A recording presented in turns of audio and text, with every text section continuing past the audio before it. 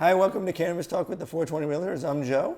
I'm Hidee, and today we're with three members of Emerge Law Group. We have... Hey, I'm Duncan Delano. I'm Brittany Tovar. Hi, I'm Natalie Diaz. So why don't you guys, why don't we start out with what do you guys do? Like, can you give us some, like, what do you, I know you work in cannabis and that's kind of your... Yeah, so we're a full service business law firm with specialty in highly regulated industries like cannabis and psychedelics. And we've been very involved in the new cannabis markets here in New York and New Jersey, working on applications, regulatory compliance, company formation, investor documents, real estate documents, whether you're leasing or buying, developing a brand. So we are a full service business firm, meaning we can handle any legal need that a business has. But we also have that regulatory expertise in cannabis, and trying to stay on top of all the new developments that are happening every day, every hour. As you guys are aware. Yeah, I know it's a little different in Jersey than it is here in New York as far as the complications of having a license, and all that brings as far as it kind of boxes you in a little bit. And there's a whole set of rules that that the person that has the license has to abide by, and going up against, other competition that's not in that situation, especially in New York. I know New Jersey has it in their market too, as far as a gray market. But obviously New York is like, there's 1,400, I think, illegal spaces that we know of. Yeah, much more of a brick and mortar retail presence of the illicit market in New York. Right, there's than in more Jersey. delivery over there. Yeah, there's only a few like brick and mortar places that are open in Jersey, sort of flaunting the law. Yeah, there's only a Very few. robust delivery market, pop-up market, but yeah, definitely not competing with like just retail stores that appear to be licensed dispensaries, although in some areas there are. Yeah, I think in Jersey it's more actually delivery online and just coming and dropping it off, and people don't really know what's happening.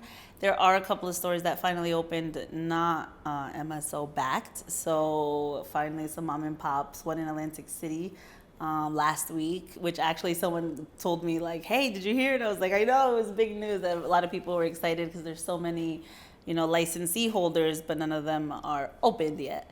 So yeah, it's definitely some illicit, companies, but what they're doing is pretending to be something else, and then selling that underneath. That's how they're skating the law in that. Right. But yeah, not as Right. bad Not as New York City. Yeah. Yeah, who's just out in the open, signage outside. Right, and they're trying to, in the last, I'd say 2 or 3 weeks, there has been a couple new laws put in place, and with the new budget for the city, there was what was included in the new budget by the governor and by the mayor is giving the OCM more power to do things as far as implementing fines or it's going as far as getting the sheriff to shut certain locations down. I mean, how many will they do? Do they have the manpower? There's a lot that you can put something in a bill that's giving people power, but if they don't have the money either, or the funding, or the amount of people to be able to, how they 1,400 is a lot. And where do you start? And it's way more than that. Right, you're right. 1,400 is what the count sheriff's office is like right, tracking. Right. Yeah. So as it's kind of, I was speaking to a card holder here in New York the other day, and they were saying that, the worst part of everything is not just the funding, but the real estate, and finding real estate that fits within that criteria. And then once they seem to do that, DASNY gives them a hard time about they brought them 3 locations from what I was told, and were given rejections for, we're talking to someone down the block that we may get a lease there. Oh, really? So Yeah, they denied that location approval because DASNY was in talks for a nearby property. That's what they said. That's what DASNY told them. But DASNY is not the one who approves that. It's like OCM, but obviously they're talking to DASNY and in cahoots with DASNY. They have to go through DASNY to the OCM to get the approval for in location that is not already existing under the DASNY leases. I mean, it's a little... It's hard. Like, so I was talking to a card client today about finding property, and he's trying to just get a list of properties that DASNY is like negotiating with, so he can just steer clear of that. Like, just so he doesn't have to go down that road, invest time and effort and money into developing an opportunity at a property that then just gets rejected because it's too close to something that like secretly DASNY has in the works. Like, they should be open about if they're pursuing a property, or at least if they've signed up a property or are close to signing it up, because these buffer restrictions of 1,000 feet in New York City are tough. And as not even just that, I mean, it's since there is the federal regulations right now, which they're working on the bank thing, which they're saying that'll probably be, cleared, by November, I think is what they said. They're Of this year? Yeah. So that was announced, I think, 2 days ago. They didn't say definite, but I think they're not going to federally legalize cannabis, but the next best thing they can do is clear the way for the banks to be able to do business with cannabis companies. Yeah, I think that's always been like the next step at the federal level. Yeah, safe banking. And if they do that, that'll clear out a lot of buildings that have been crossed out for people so people can use these locations. Right, because a traditional mortgage on a property means you can't operate cannabis there, because every traditional mortgage covenant, in the fine print in that mortgage says no illegal operations on the property. And if it's illegal federally, the bank could just foreclose. But if banks are okay with cannabis and can underwrite it, there's only a few who can do that right now, and they charge much higher rates. So yeah, that would be huge if that happens. Right, and I think the funny part is when you think about it, places like California that don't have as strong of an issue with that as New York does, because New York, how real estate works here is the name of the game is to get a building, get it developed, develop a building. Once you get all the leases done, or half, 90% sold, then you go pull money back out of it from a bank. So now even if it was paid off, it's no longer paid off, so that you can then move to the next one. And then existing buildings, the idea is to, at the end of the year have a good rent roll look, so you can go to the bank and pull money out to go buy another building, and then so on and so on and so on. This way, it's a good way, I guess. Well, it's a good way to capitalize new ventures, and there's no which taxes. is so hard, and sort of a tax-free basis. And that's what the cannabis industry needs, is ways to get access to capital, because that's like real estate's hard, but you can solve the real estate problem very with people quickly. like you if you have enough money. Right. But so it's like the capital is still the problem. Yeah, because you have plenty of people who can sell and wouldn't even think about selling, but if someone's giving them cash, now they're totally up for selling. Right. So it's a totally And different at a premium conversation. even. Yeah. Right. I do think that there should be some kind of regulation before that happens, because I think what would happen is like there was a deal that you were working on in New Jersey where the price, they weren't even thinking about selling, and then the price went up as soon as they found out. Always, and It was that's what we're cannabis. dealing with, right? So there should be, there's got to be some sort of regulation. I don't know how you would do it, but to prevent from, especially in New York where the prices are already through the roof, that from happening, because people are already, it's already a lot of money. And if you start gouging that because people are selling cannabis versus donuts, it's already, you know what I mean? So there's, and I think that's definitely it's already happened in other states. Yeah, so for me, what I see is people go crazy. And just like a lot of the licensee holders think the golden ticket for them, I think someone who has property in a green zone is like, wow, that's it, I'm ready. They're trying to flip it for like exactly. $5 million. Like 5 times, for like 4 just times. to like the right to lease it. Right, and it's crazy. So I have actually started putting my own regulations. Like, how are you going to try to bankrupt the company before they even open? Like, it doesn't make any sense. So I know that it double sounds insane, but that's the numbers that I'm going at because they're asking for quadruple or whatever. Cap it at 100% premium. Yeah. And I say, go. Right. So I say, go, see what happens. But I'm dealing with the investors, right? So I know everyone can win. It's just figuring out a way to do that. And not a lot of people have the conversation in a way that they can like make it work Well, for that's everybody. why you guys are so important too, because you guys really help set that market as well, and Right. help guide. I don't think a lot of all sides realtors and realize navigate. their role. It's not just to open the door, right? It's to kind of set the tone for what that market is. We are selling and buying off of the market, setting that price, but you don't give enough information ever to like help them through the process and understand how we actually affect it. I don't even know if they realize they affect it. Yeah, no, Natalie, that's an awesome point because like I will in lease negotiations talk to some realtors that are not involved in the deal to just be like to describe the deal in general terms, be like, what do you think is market in New Jersey right now for that cannabis lease? And then I'll take that information into the negotiations and be like, I talked to some realtors that focus on cannabis real estate, and here's what they think is like a market rental rate for this deal. And like, obviously that's, you know, very hand-picked data that I'm not even like telling who I got it from. Right. But like that is a data point because there's no other market for cannabis. It's just wild. It's like it's just a skyrocket. Like and the same landlord will turn around, you know, 1 day later, 2 days later, 3 days later, like double it each day. Yep. Yeah.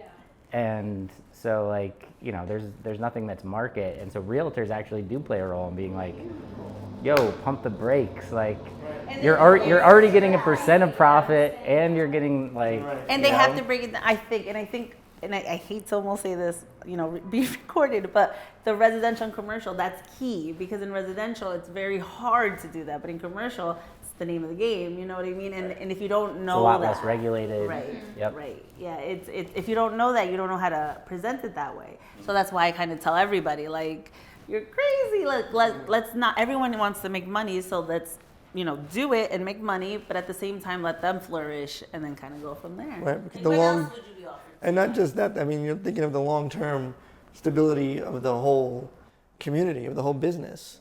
And if you set it to a mark of which is already happening, where it's out of reach, but for a certain few, then it's the same thing as everything else.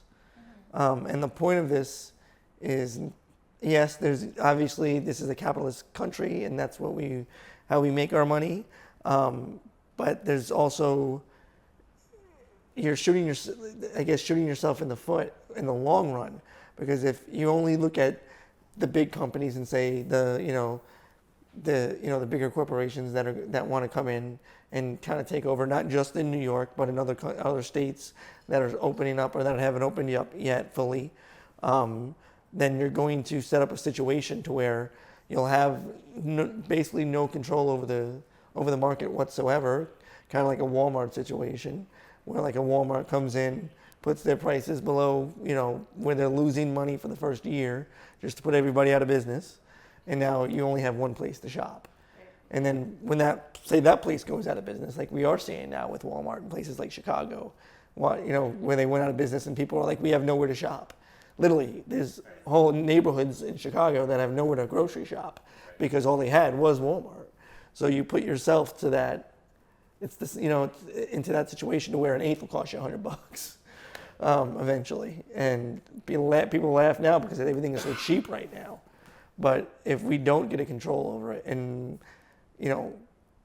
certain regulations that should go along with the law of legalization, and really be tough and strong against bigger companies. Yes, you can come in and make your money, but we don't want you to come in and kick out the little guy that's been here, went to jail, did all their part, and they're just trying to get a little piece of the pie. Yeah, you're not giving everyone even playing field. Right, exactly. But I think that's also what's really great about what you guys do, because you're effectively reframing the conversation about cannabis spaces and cannabis businesses and saying, hey, look, I'm going to be the mediator. I want everybody to make some money, but at the same time, we've got to make sure that you're not assuming that the people who are coming in here have so much cash in And their it's pocket the because they same don't. thing for the licensee holder who thinks they also have a golden egg in their pocket, because all they think is everyone's gonna come and give me all, I'm gonna be showered in money. And I'm like, well, first we also have to make it work, right? Like the business has to actually take off for you to make all that money.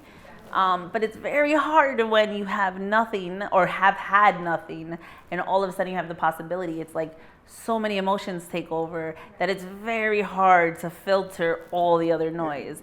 So it's almost like find someone that you believe, whether just inside, because other than that, how do you know who's telling you the truth? Because the rules change every single day. So if I come at you now all of a sudden, hey, Dasney said whatever, and now you don't know, one's with the city, like the head of the city, and the other one is just a realtor. So it's like, believe who you think is actually telling you the truth, because you don't know who to believe at this point. Do a lot of homework. But, Yeah. And again, like you said, things change daily, especially in New York. And sometimes things change and people aren't even told that they changed. You know, so it's like, it's crazy. You don't know who's right, and then you have to then really just have a network of people that you can go to, whether that be a cannabis attorney or a cannabis real estate agent or someone else who just did it. I think it's really, really just have a network of people, but like in anything. How are you guys? I'm sorry. Oh, no. Go ahead. No, go ahead. Well, I was going to say, it's kind of one of the interesting things about our positions, right? And Duncan in particular, the idea that people are coming to us, and of course the idea of having an attorney nearby, it's going to be super expensive, nobody wants to do it, but at the same time, firms like ours, we aren't necessarily going to be in it to just take your money. If you want to have like a quick question about what's going on, or maybe you want to wait it out and to see where in this market or where in these timelines makes sense for you, like coming to somebody like us, we're going to try to help you, because of course helping you helps us in the long term, because we want to have you as a long-term client, not just as a one-off for like however much money it's going to be. That's a whole other conversation I have to have, right? Because lawyers usually are against them.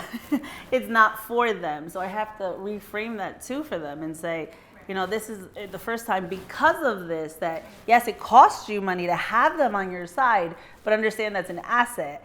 And just because we hated them before doesn't mean that they're bad now. You know what I mean? It's a difficult conversation. Yeah, there's a lot of skepticism about lawyers, which is healthy, frankly. There's a lot of bad lawyers out there. A lot of, you know, people. I mean, there's a lot of people in every profession taking advantage of cannabis industry entrepreneurs in particular, because there's, you know, a lack of real oversight and you know, there's just like this thoughts of the green rush. So there's a lot of people in it that probably shouldn't be in it. So there's a lot of easy pickings for like, you know, like predatory lobbyists, lenders, lawyers, real estate people, like everybody. So like, yeah, what you said about a network of people you trust. And yeah, so we'll get people in all phases of like starting a business, and we'll tell them like, don't hire us yet. Like, you need to take care of X, Y, and Z before you hire us. Like, or anyone. You don't hire us. Like, check with other people. Like, check other law firms, but do not hire any lawyer until you've gotten these things done. Otherwise, you're just wasting your money. And here are people that we've referred out to that we trust. So like, but we'll give out. You know, we don't just send people to one person. We give them like three people, and say, talk to all of them. They all have a different vibe. They all have a different approach. And it's like who you trust, like your gut, trust your gut, but like also check multiple options, you know, every time. So I try to do the same thing on the other side, right? Because I'm introducing them to you guys, and we also have a couple, so it's not like you're leading towards anyone, but understand that if you trust me, I'm probably referring you to people I've worked with or am working with. But again, I get it because it changes every day, so it's almost like it's backwards from what most of the community is used to, right? There's rules and you follow the rules. Here we're making the rules as we go, and it's kind of like a free-for-all, and people don't know what to do with that. But I'm like, I promise this is what happened. Here's an article that says this. You know what I mean? Like it's just a little crazy. Yeah, honestly, sometimes like the things I'm saying, like I'm kind of like, if I wasn't saying this with enough confidence, they'd be like, this guy's full of shit. Yeah. But I'm like, no, I know it's true and it sounds crazy, but What I also think is kind of good though, and I think, even today we had a conversation with a potential client, the idea that you need to learn how to use your resources like accordingly. So like having an attorney, obviously it sounds expensive, it probably is expensive depending on to what extent you're going to use them. But like if you know, hey, I can do X, Y, Z, but I'm probably going to need help with this person. Maybe if I could just try to limit the scope of what I'm looking for, people like us will absolutely be like, hey, you know what? We're not trying to, scam you in any kind of a way. If this is what you need help with and we think that you can do this without any kind of intervention from our end, without, fumbling it, we're going to try to help you. So learn how to use your resources. Right? Like you can try, see how far you can get. I'm not trying to take that away from you at all. It might be easier with someone who's been doing it every single day, but that doesn't mean that you can't. And there's plenty who have. But I don't know. I just think no one gives them enough, and then they get to me, and I'm probably like 3, 4, 5 person that they saw, and all of a sudden I'm a wealth of information. I'm like, yeah, that's what everyone's being told, but, and so it even sounds more like I'm totally making. That's how I feel. Like I would not believe you because how could that not be true? But I have it, right? Like I have the fact we could go to City Hall together. You know what I mean? Like no problem. I'll show you. I don't know. It sucks, but you do have to be in it. And we talked about it a little bit, like to be able to explain. And when you have a problem and then you can't explain it, that's when you realize, oh, it's because, this is not something that you do normally. And none of us have done this normally either because it's a brand new market. So that's the other thing a lot of people have to understand too. But, yeah, there's misinformation that's harder to vet. Right. I don't understand why they don't set up they have, so I know a lot of the cardholders are connected with an app that they're using to communicate directly to the cardholders with certain information. So the cardholders talk to each other or the state? Both. Okay. So like Disney has a thing set up on, it's an app, I'm not going to, and they have different rooms to go into to get information for like the daily stuff. But even with that, it's still like interesting. I didn't know about that. Yeah, one of my clients was showing. You would think someone with multiple clients may know about this. That's what we're talking about. So we were talking about it the other day, and I was like, "Can I see this?" And he was like, it's "Sure." It's a Disney app? No, it's not made by. It's an app that most companies use to communicate, like a text messaging app. Right. Yeah. With there's information listed in there, or if there's say a space that comes available or something like that. They you know what? New York does, the OCM does seem to have pretty good technology. But that's what I was going to say. Their social media game is pretty fire. Really? They're good.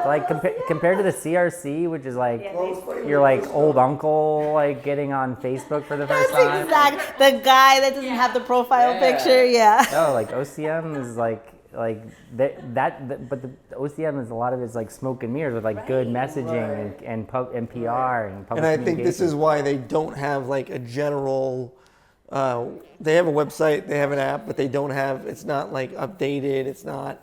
There should be an easier way to get information through the app for everybody, right. not just for say the cardholders. I get it. They're trying to give the cardholders inside information, so they have they should have direct access. That's the point.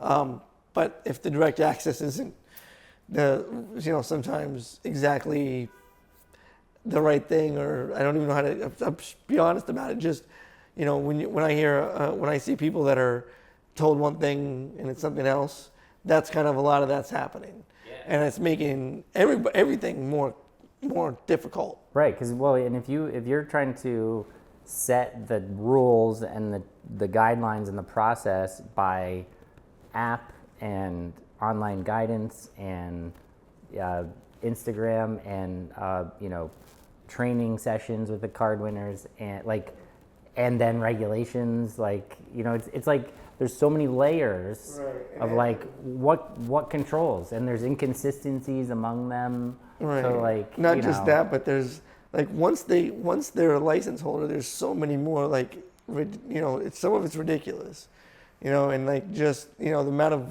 classes they make you do. Look, I get the financial literacy and all that, but maybe we should add some classes about direct business education of how to build a business and from the bottom up, and how it all works.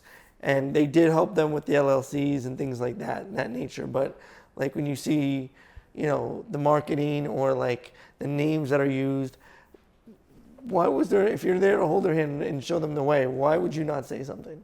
Why would you not teach them a marketing strategy instead of, they're basically, they're kind of giving them a little bit of guidance, but it's basically them. And then they're kind of being used as a tool to make things look nice.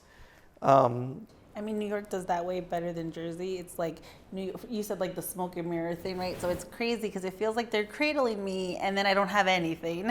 And in New Jersey, it's like, well, go figure it out, guys. Yeah, like, they make it very clear that they're not right, going to help you. helping you, whatever. Right. But it's, I think New York kind of like set the bar too high that this card program was going to be like, guys, we got you.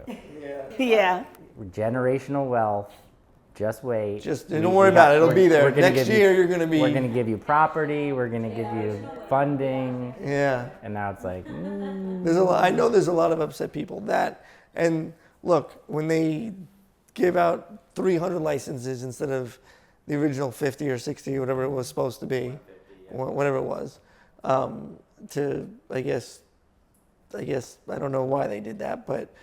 I don't know how much they needed another PR win. Right, that's what I was going to go with. Thanks for taking my thunder. Not just that, but what it ends up doing is there are card holders that need funding, and it waters down their value. It waters down the license that they have. So there's card holders thinking they have $3 million, $3 to $5 million just on a portion of their license.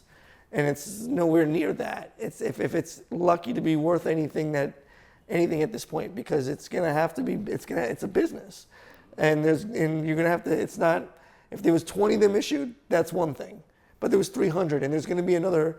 By next year probably another 200 or 300, and so on and so on. So I get the idea of trying to jump the line or whatever, but when they doubled that amount that they gave out, that drowned down these people's asset, which was the license. So that makes it even harder for them to find the funding to get started.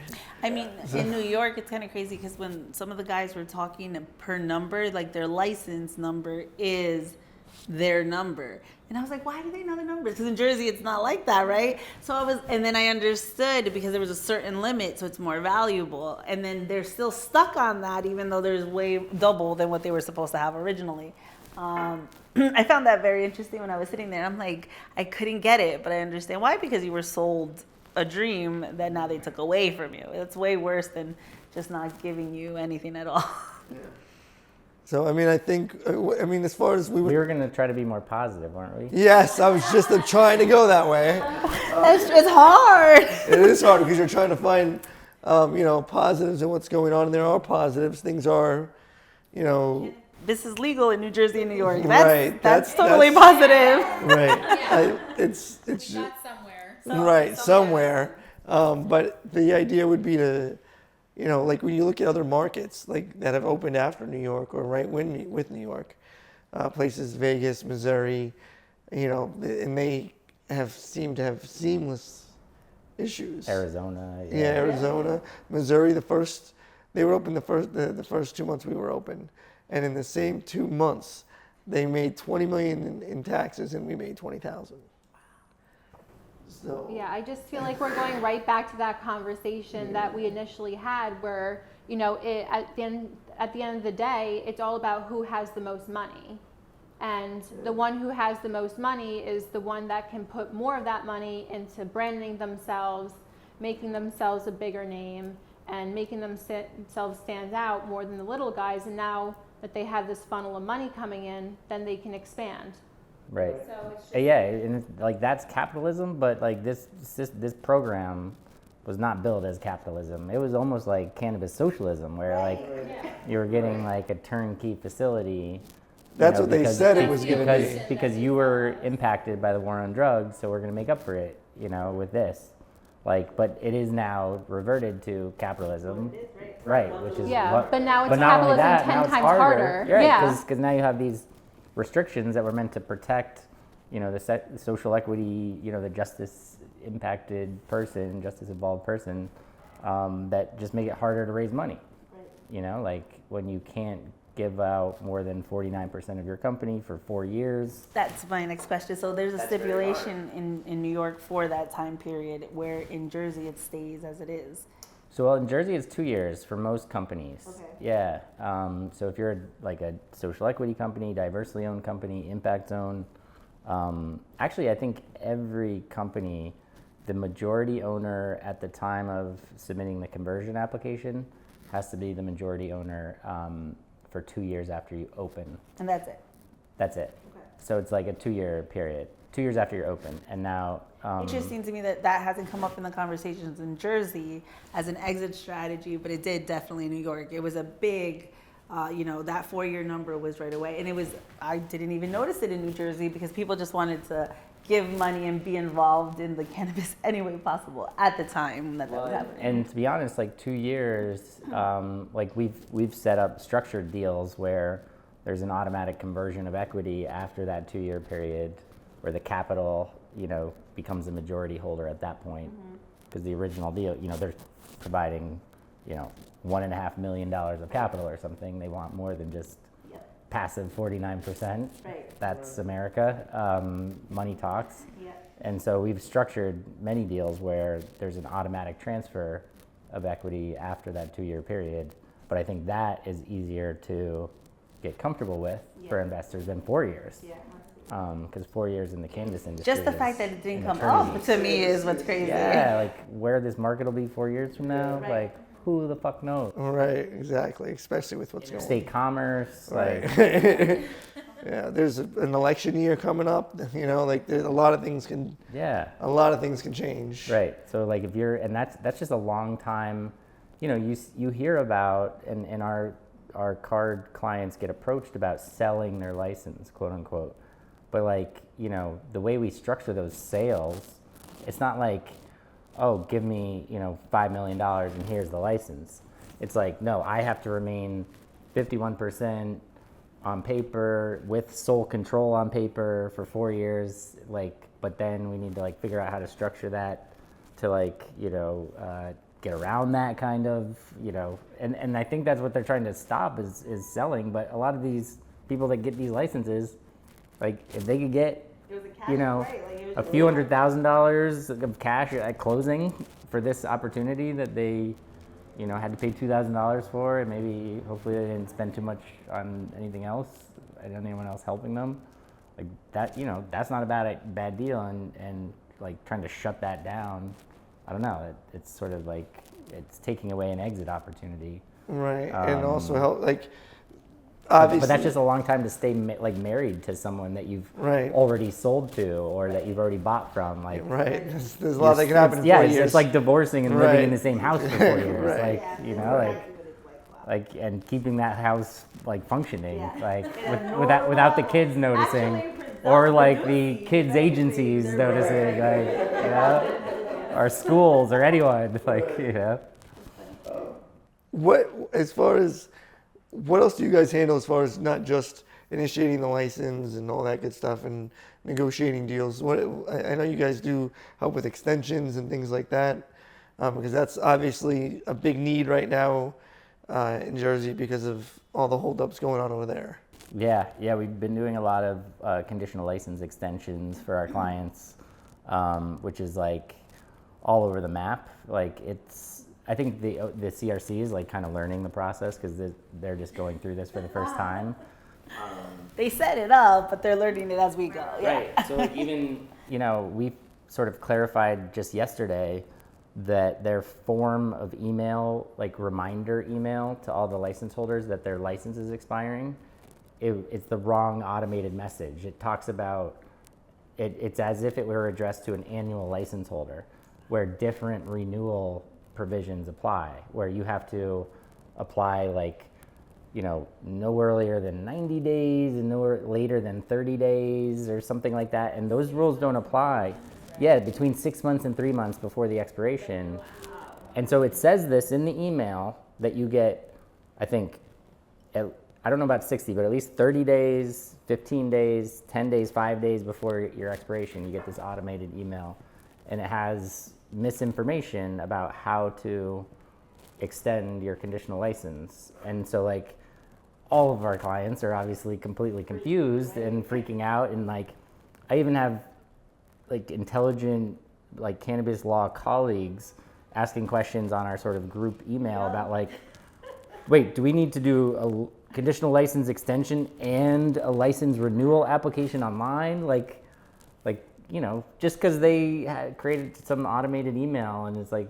I gotta say though, that's normal, right? Like something changes and then everyone professionally is like, yo, did you hear about this? Right, Is this what it is? Let's make sure, because there's not a lot of us doing it. Yeah. Taking crazy pills on this one? Like, yeah, so we work on extensions. Honestly, like I think one of our biggest like places we provide value is, which I kind of hinted at, is like coming up with the ownership and financing structure for these clients. Like, because sometimes that involves like a real estate partner, like, you know, a capital investor, the license holder, you know, some other like expert, and they're all sort of coming together.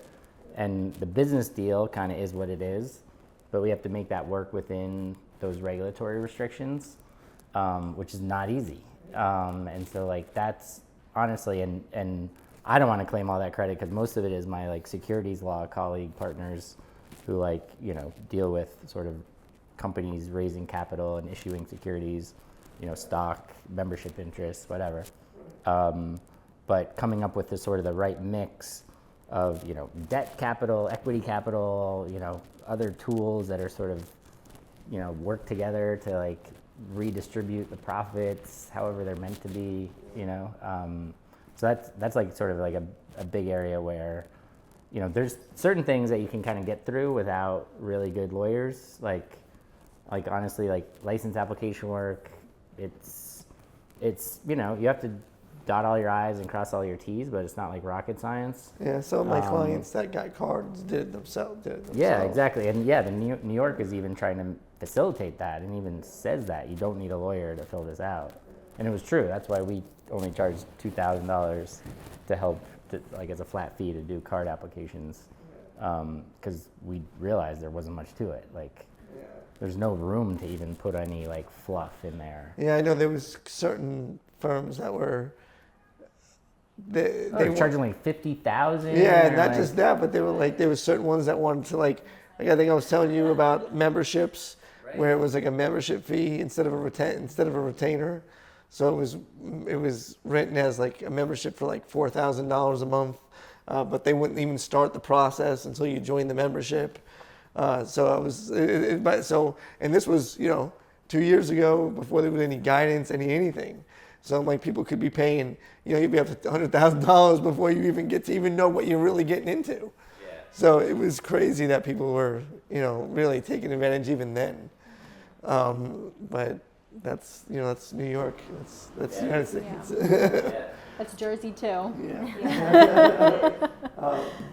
But I think there's going to have to be a lot of, hopefully, reining in a lot. I mean, we're in the infancy of this of the whole business, and I'm sure at some point there's going to be not just state regulations but federal regulations. They'll open up probably, but there's going to be there has to be, because if there's not, like as far as federal regulations, and then you have a situation where each state is doing something different, I don't think that's a safe way to do it. That's why they created federal law to begin with. Yeah, no, that's why the federal government governs interstate commerce. Like, they specifically don't want states doing their own thing. Right, and how would you, when you have like a state like New York that says we don't want anything outside cannabis, but then you have a state, maybe like California, that does business with everybody around New York. So and they've already developed a relationship or customers here in New York.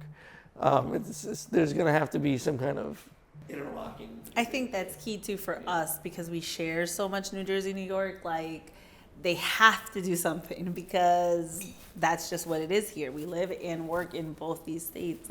I don't know. I thought about that a few times also, but then that's just too much thinking with everything else going on. So we'll worry about that when we get to it. Well, there's like interstate compacts being negotiated on the West Coast for like interstate commerce among like California, Oregon, Washington type thing. Right, which is smart for California because they're really Yes, well, it's they're smart for all suffering of right them now. because Right. like, But California, they're really well, suffering. they're all oversaturated and like all need more buyers for their product, and so like any more market, like it's good. And I feel like that's kind of what's great about our firm and like how we can bring extra value to that as well, is that we originally started on the West Coast, and we have these attorneys who have gone through like the highs and the lows and are currently in the thick of like trying to get out of everything that's going on over there, that they almost like see like, this is wonderful what you're going through, and yeah, we totally were part of that buzz too, but also we know how to prep for like when we need to start like pulling back a little bit. And so we have the extra guidance of like, okay, well, we have people on our team who've been through this, who want to help out over here, who also have been like, okay, well, this is what we kind of been looking for. These are some of the similar things that we see on the West Coast that probably translate pretty similarly over here. So let's brace ourselves Even for the licensee holders from over there, you know, Washington and California, they talk about when sharing their expertise that they were able to survive those markets. And it's the same thing. Well, that's how I pitch you guys too. You know what I mean? Like if you were there, you have so much more info than we have. You see how we're struggling. So if they have education and expertise, let's use them for that, you know? Yeah, I talked to an industry friend of mine the other day, and he said like the cannabis industry is like Groundhog Day, like with like every state, like like all the same mistakes happen. Even as like New York and New Jersey implement all these like progressive social equity things that are like paved with great intentions, like every market just stumbles into like a bunch of sloppy overregulation that makes everything confusing and expensive and difficult, and like, you know, eventually give out way too many licenses. Like it just kind of all happens. Yeah, it follows a pattern. And it's hard Even to if break. you're trying against it, right? Like kind of like that movie, right? Where he knows, but damn, that sucks. You gotta really change yourself. Look inward, and then finally, learn to play the piano and whatever else he did. That was a good movie. I don't know. I think that pretty much wraps it up for this week. I think if there's anything else that you guys want to input that we have not added, that that maybe I missed, or something that specifically about Jersey that I don't know of. Other than, it's a negative thing that we're trying to be very positive about. Find people that just you believe in. That's all, right? Like find people that you trust. That's all. To me, yeah, good team. Yeah, build a good network. Yeah, and despite the pressure to rush into things, like a lot of people think that like you need to be the first to apply and first this, first that. Like no, you don't actually. Most of the time, like those people just end up spending more money because it takes them longer. Yeah, because here we are, they're still not open. Right. So like sometimes there's something to be said for like watching, observing, picking your spot, just like pump the brakes. And we like get caught up in that where like we'll get a last second call and we're like whoa, like are you sure you even want to do this, like and then we've already seen 3 or 4 of our clients like break up, like the partnership, like they just didn't see eye to eye, but they were like thrown together because someone qualified for this and someone was a female, and it's just like, okay, like is that any way to like pick your business partner? Yeah, it's very dangerous. So yeah, just take your time, even though there's a lot of outward pressure to rush. And make sure you get legal advice, good legal advice. Let's say that, good legal The advice. amount of times I'm like, I'm not a lawyer, but I can refer you to a very good lawyer is insane. Because if you have a lot of information, they think, and it's like, no, please, no. We have to be careful as realtors, as the kind of information we give out. Right. I don't want to get sued. I am not an attorney. Let's make that clear. That's not me. Point that way, right? Well, thanks for watching. If you like it and you want more information of similar advice, check us out on YouTube.